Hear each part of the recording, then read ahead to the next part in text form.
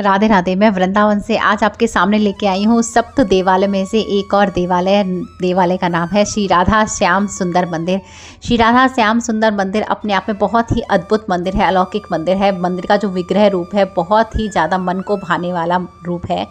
मेरे इस चैनल पे श्रृंखला चल रही है सप्त देवालय, प्राचीन वृंदावन के ऐसे सप्त देवालय यानी 7 ऐसे मंदिर जिनकी वजह से वृंदावन आज अस्तित्व में आया है। और ये सबसे प्राचीन वृंदावन है। आप कभी भी वृंदावन आए सबसे पहले इन्हीं सप्त देवालय के 7 ऐसे मंदिरों के दर्शन करें जिनकी वजह से वृंदावन आज फल फूल रहा है। अपने कीमती समय को कहीं और नष्ट ना करके सबसे पहले इन सप्त देवालयों के दर्शन करें, क्योंकि हर कोई इसी कामना के साथ आता है कि वृंदावन आके उसका उद्धार हो जाएगा और आपका उद्धार इन 7 मंदिरों के दर्शन करने के पश्चात ही होगा। मेरे इस चैनल पे मैंने वीडियोस डाले हैं, शॉर्ट्स डाले हैं, सब तरह की कथाएं डाली हैं इन सप्त देवालयों से संबंधित। कृपया करके अपने परिजनों में ज़्यादा से ज़्यादा मेरे इस चैनल को शेयर करें ताकि सभी को इस चीज़ का लाभ प्राप्त हो सके। ध्यान रखिए, जो सत्य होता है बल की ज़रूरत उसी को होती है, जो झूठ होता है वो सबसे ज़्यादा फैलता है।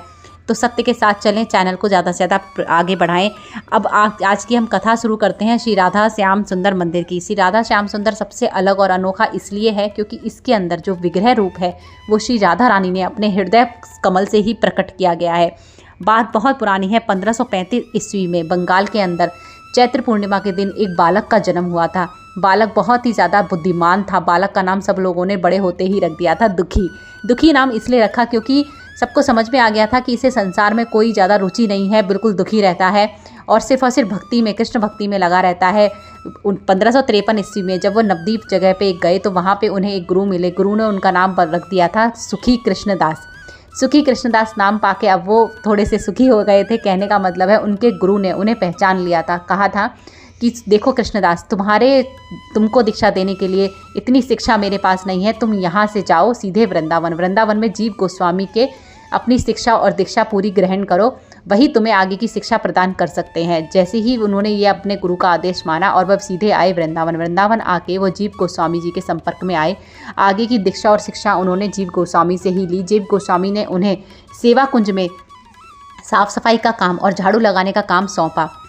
एक दिन साफ सफाई करते वक्त कृष्णदास को एक नुपुर की प्राप्ति हुई। नुपुर के अंदर से बहुत ही ज़्यादा तेज निकल रहा था, बहुत ही ज़्यादा रोशनी निकल रही थी। एक अलौकिक ही दुनिया का था वो नुपुर।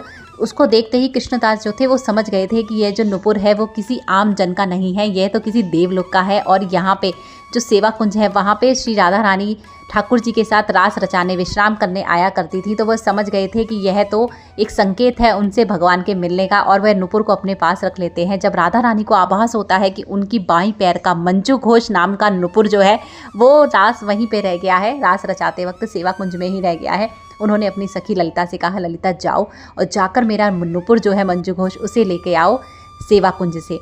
ललिता अपना भेष बदलकर, रूप बदलकर बाबा के सामने आई और बोली, बाबा मेरी सखी का एक नुपुर यहाँ पे रह गया है। फिर क्या था, कृष्णदास जो थे वो समझ गए थे कि यह तो भगवान का ही हो सकता है और किसी का नहीं हो सकता। उन्होंने उन्हें देने से मना कर दिया और कहा, जिसका भी यह नुपुर है उसको मैं स्वयं देना चाहता हूँ, नहीं तो मैं किसी को भी इसको नहीं दूंगा। ललिता जी उनके मन की स्थिति भाप चुकी थी। वह उन्हें लेके गई राधा कुंड में और उनके कान में निज मंत्र दिया, साथ में उन्हें दीक्षा दी और उन्हें राधा कुंड में से स्नान करवाया। जैसे ही उनको स्नान करवाया वो एक सुंदर सी गोपी के रूप में परिवर्तित हो गए। जी हाँ, जो कृष्णदास थे वो एक गोपी के रूप में परिवर्तित हो गए। जो ललिता जी थी वो उन्हें सेवा कुंज में राधा रानी के पास लेके गईं। राधा रानी से मिलने के बाद वो भाव विभोर हो उठे और उन्हें नुपुर देते वक्त ही भक्ति में आके रोने लगे। उन्होंने उनके चरण पकड़ लिए। साथ में राधा रानी ने उनसे जो नुपुर लिया था उसको उनके माथे पर छुआया। जैसे ही माथे पर छुआया, नुपुर की जो छाप थी वो तिलक में परिवर्तित हो गई और कहा जाता है उनके मस्तक पर सदा के लिए तेजवान, एक स्थायी रूप से जो कभी ना मिटने वाला ऐसा तिलक उनके माथे पे लग गया।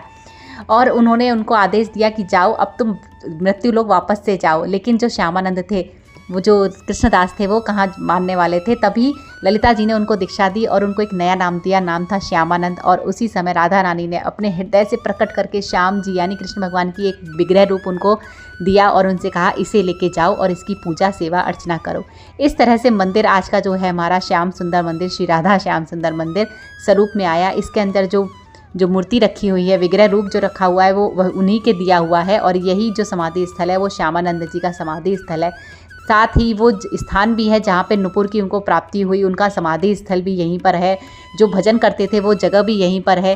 तो सेवा कुंज जहाँ पे उनको नुपुर की प्राप्ति हुई, वो जो स्थली जहाँ पे रास रचाई करती थी राधा रानी, वो भी वृंदावन में है। तो इस तरह से बहुत ही अलौकिक अद्भुत मंदिर है। मंदिर की कथा भी अपने आप में बहुत ही ज़्यादा भाव विभोर करने वाली है।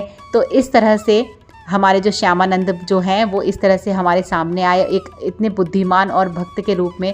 तो बोलिए सब लोग बांके बिहारी लाल की जय, वृंदावन धाम की जय। अगर आपको मेरी वीडियो अच्छी लगती है, वीडियो को लाइक करें, चैनल को सब्सक्राइब करें, ज़्यादा से ज़्यादा शेयर करें। मिलकर बोलो राधे राधे।